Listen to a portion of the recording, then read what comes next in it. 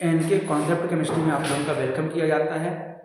और आज अपन पढ़ने वाले हैं जो आप लोगों का अर्धवार्षिक परीक्षा हुई होगी विज्ञान की कक्षा 9वीं की, इसका सलूशन करने वाले हैं। तो देखते हैं चलिए पेपर को।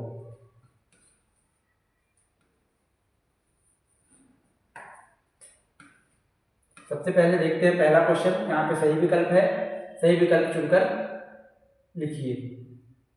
यहाँ पे जो पहला क्वेश्चन है तो इस पे क्वेश्चन पूछ ये रहा है, ठोस का सीधे गैस में बदलना कहलाता है।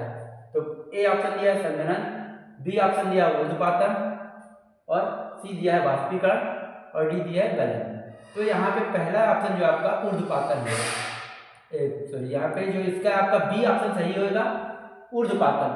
कोई यदि ठोस गैस है, ठोस पदार्थ है, वो सीधे क्या होता है, यदि गैस में बदलता है, यदि उसको गर्म करें तो सीधे गैस में बदलता है, तो वो क्या कहलाता है ऊर्ध्वपातन। जैसे उदाहरण की बात करें तो कपूर क्या होता है, सीधे ऊर्ध्वपातित होकर सीधे ठोस से किस में बदलता है, सीधे गैस में बदलता है।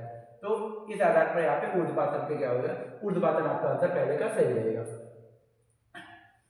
दूसरा जो देखते हैं, विलयन का वह घटक जो अधिक मात्रा पे उपस्थित होता है। विलयन जो है, विलयन मतलब यदि विलयन बोले तो विलयन बराबर क्या होता है यहाँ पे, विलायक प्लस विलयन। तो यहाँ पे जिसकी मात्रा अधिक होती है वो क्या कहलाता है, विलायक कहलाता है। तो बी ऑप्शन आपका यहाँ पे सही रहेगा। तो विलयन में क्या रहेगी, जो विलायक की मात्रा क्या रहेगी, अधिक रहती है। तो बन जाएगा यहाँ पे विलेय क्या होता है, कम मात्रा पे रहता है, और विलायक ही विलयन की प्रवस्था का निर्धारण करता है। विलयन में जिसकी मात्रा अधिक रहेगी वही विलायक कहलाएगा, और वही क्या करेगा, उसके विलयन की प्रवस्था अर्थात वो ठोस है या द्रव है तो उसका निर्धारण करता है। बन जाएगा यहाँ पे ओजोन का परमाणुत्व है। ओजोन का जो सूत्र होता है O3 होता है। इसमें ये पूछ रहा है कितने परमाणु, तो आप देख रहे हो कि O3 है, मतलब ऑक्सीजन के कितने परमाणु हैं, यहाँ पे 3 परमाणु हैं। तो आपका ऑप्शन क्या हो जाएगा, 3 वाला सही हो जाएगा, जो सी नंबर पे दिया हुआ है 3। परमाणु का धनावेशित भाग होता है। तो परमाणु का धनावेशित, परमाणु का भाग पूछ रहा है। परमाणु में 2 भाग होते हैं, एक पहला नाभिक होता है, दूसरी क्या होती है, कक्षा होती है। तो कक्षाओं में क्या होते हैं, इलेक्ट्रॉन होते हैं, तो ये ऋणावेशित होगा, इलेक्ट्रॉन ऋणावेशित होते हैं। यहाँ पे प्रोटॉन क्या होते हैं, धनावेशित होते हैं। लेकिन यहाँ पे और जो न्यूट्रॉन होंगे वो क्या करेंगे, उदासीन रहेंगे, उनमें कोई भी आवेश नहीं रहेगा, उनमें आवेश शून्य रहेगा। तो कहने का मतलब यहाँ पे कौन सा भाग है, तो परमाणु का नाभिक जो होता है वो क्या होता है, धनावेशित होता है। तो यहाँ पे भाग पूछ रहा है, इसलिए आपका डी नंबर ऑप्शन सही हो जाएगा, नाभिक। इसके बाद अगला क्वेश्चन जो आपका आ रहा है, तो यहाँ पे अगले क्वेश्चन पे दिया है, निम्न में से कौन सा कोशिका का विद्युत ग्रह कहते हैं। मतलब पावर हाउस पूछ रहा है कि कोशिका का विद्युत ग्रह किसे कहते हैं। तो यहाँ पे राइबोसोम दिया है, नाभिक दिया है, माइटोकॉन्ड्रिया और गोल्जी उपकरण दिया है। तो यहाँ पे माइटोकॉन्ड्रिया क्या रहेगा, आपका सही ऑप्शन रहेगा। माइटोकॉन्ड्रिया क्या रहेगा, सही रहेगा। माइटोकॉन्ड्रिया कोशिका क्या कहते हैं, पावर हाउस के नाम से जानते हैं, या कोशिका का विद्युत ग्रह, बड़ी बात है। तो माइटोकॉन्ड्रिया सही बात है। इसके बाद 6वां क्वेश्चन आ रहा है, निम्नलिखित में से कौन सा एक सरल स्थायी ऊतक है। तो यहाँ पे पैरेनकाइमा क्या होता है, सरल स्थायी ऊतक होता है, और ए नंबर ऑप्शन ही आपका सही हो जाएगा। जाइलम, फ्लोएम और कैम्बियम नहीं कहलाते, सरल ऊतक में नहीं आते हैं। तो ये आपके ऑब्जेक्टिव टाइप थे क्वेश्चन, विकल्प वाले। अब आप आते हैं खाली स्थान देखते हैं। खाली स्थान में जो आपका पहला खाली स्थान पूछ रहा है,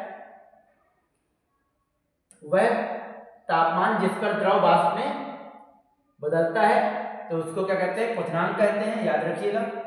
ठीक, यदि कोई ताप जिस पर क्या होता है, द्रव क्या कहता है, द्रव की वाष्प बनती है अर्थात वो बनता है, तो उसको क्या कहते हैं, क्वथनांक या बॉइलिंग पॉइंट कहते हैं।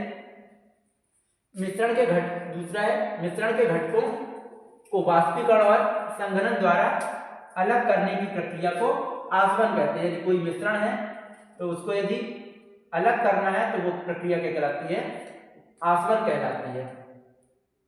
किसी भी पदार्थ के 1 मोल में 1 मोल यदि पदार्थ है तो उसके कणों की संख्या जो होती है तो 6.022 गुणे 10⁻23 कण होते हैं। तो याद रखिएगा ये मोल कणों की संख्या है, 1 मोल में कणों की संख्या होती है। किसी अगला देखते हैं आपका चौथा, किसी तत्व का सबसे छोटा कण जो रासायनिक अभिक्रिया में भाग लेता है।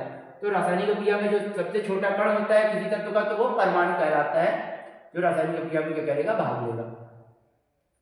कोशिका, 5वां क्वेश्चन है, कोशिका के अंदर स्थित जेली जैसा द्रव जिसमें कोशिका तैरते रहते हैं उसको कोशिका द्रव या साइटोप्लाज्म के नाम से जानते हैं। कोशिका द्रव में क्या रहते हैं, विभिन्न प्रकार के कोशिकांग कोशिका के क्या रहते हैं, तैरते हुए रहते हैं और ये जेली जैसा पदार्थ होता है। 6वां है,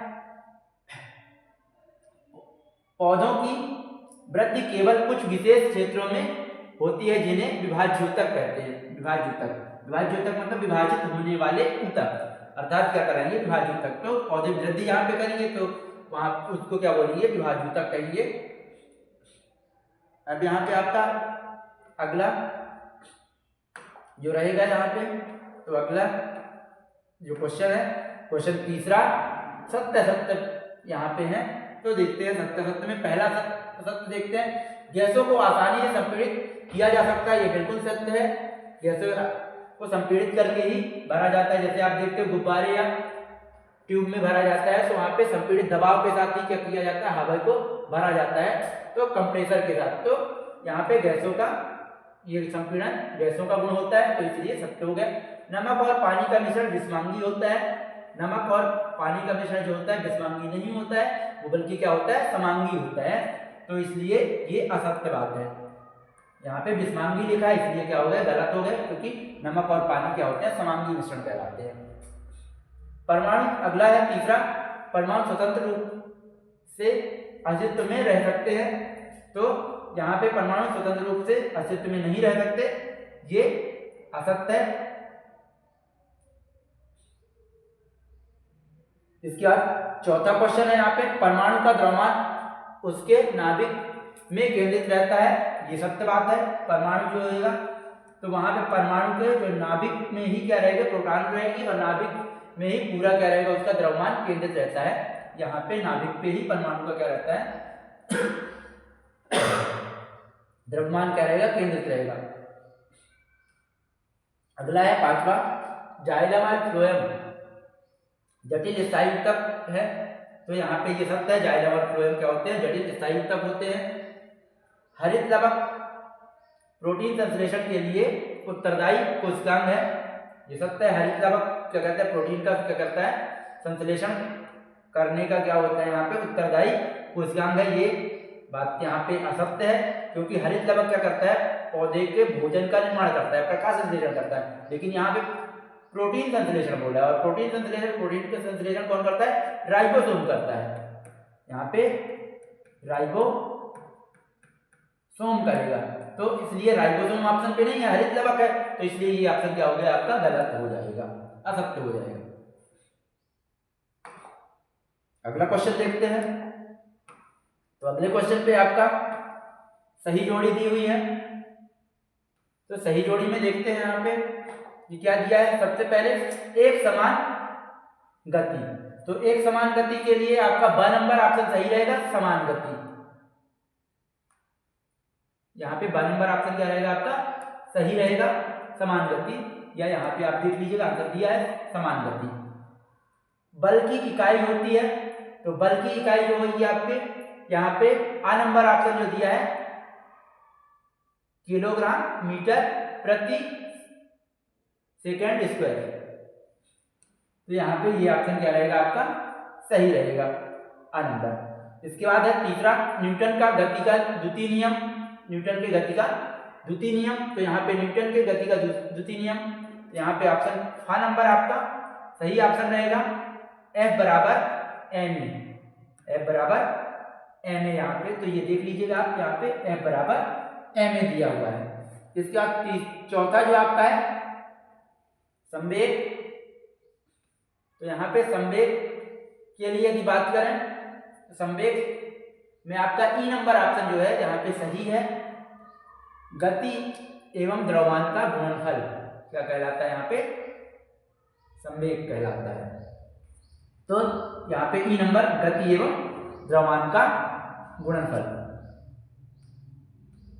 पांचवा दिया है आपको कार्य बराबर शून्य। तो कार्य यहाँ पे शून्य कब होता है, तो यहाँ पे जो अक्सर आपका द नंबर दिया है 90 डिग्री पर बल एवं विस्थापन यदि होता है तो कार्य क्या रहता है, शून्य रहता है। धनात्मक कार्य छठवां जो दिया धनात्मक कार्य पूछ रहा है, तो धनात्मक कार्य कब होगा, तो सा नंबर ऑप्शन आपका सही रहेगा। बल एवं विस्थापन एक ही दिशा में यदि होता है तो यहाँ पे कार्य धनात्मक रहेगा। बल और विस्थापन दोनों एक ही दिशा में रहेंगे तो कार्य क्या रहेगा, धनात्मक रहेगा। कार्य कम लगेगा तो वो धनात्मक कहलाएगा। अगला आ रहा है आपका पांचवा क्वेश्चन, एक वाक्य में उत्तर। तो एक वाक्य में उत्तर देखते हैं। तो उस प्रक्रिया का नाम लिखिए जिसमें द्रव क्वथनांक से नीचे वाष्प में बदलता है, तो उसको क्या कहते हैं, वाष्पीकरण कहते हैं। दूसरा है दो अमिश्रणीय द्रवों को अलग करने की विधि का नाम लिखना है, तो यहाँ पे पृथक्करण कहते हैं। यदि दो अमिश्रणीय द्रव है तो उनको क्या करना है, अलग करना है, तो पृथक्करण कहलाएगा, बांटना, अलग अलग करना। न्यूट्रॉन का आवेश और द्रव्यमान क्या होते हैं, न्यूट्रॉन का पूछ रहा है आवेश। यहाँ पे तो न्यूट्रॉन का आवेश क्या होता है, शून्य होता है, न्यूट्रॉन में कोई आवेश नहीं होता। द्रव्यमान क्या होता है 1u, या इसको जो इसका मान है तो 1.675 × 10⁻⁻27 किलोग्राम। तो यहाँ पे ये होता है, आप 9 के हिसाब से तो आप 1u ही याद रखिएगा। प्रोटॉन का अगला चौथा क्वेश्चन जो है, तो प्रोटॉन का आवेश और द्रव्यमान क्या होता है, तो प्रोटॉन का आवेश धनात्मक होता है। सामान्य यदि आप बात करें तो यहाँ पे धनात्मक होता है। यदि यहाँ पे उसका मान लिखना है तो यहाँ पे धन 1.6 × 10⁻⁻19 कूलम।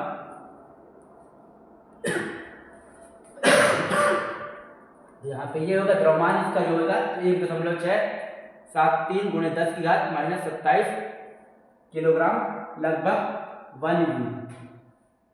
ठीक, 1u मतलब यहाँ पे एटॉमिक मास यूनिट के लिए कहा जाता है। तो ये आपका हो गया चौथा क्वेश्चन। अब आते हैं पांचवें क्वेश्चन, प्रकाश संश्लेषण के लिए उत्तरदायी पौध ऊतक का नाम लिखिए। तो प्रकाश संश्लेषण के लिए जो उत्तरदायी पौध ऊतक होता है वो पैरेन्काइमा होता है। यहाँ पे पैरेन्काइमा होएगा तो बन जाएगा आपके पौधों में स्थायी ऊतकों के दो प्रकार कौन से हैं, तो सबसे पहला है आपका दो प्रकार, इसमें सरल ऊतक और जटिल ऊतक। दो ऊतक है यहाँ पे।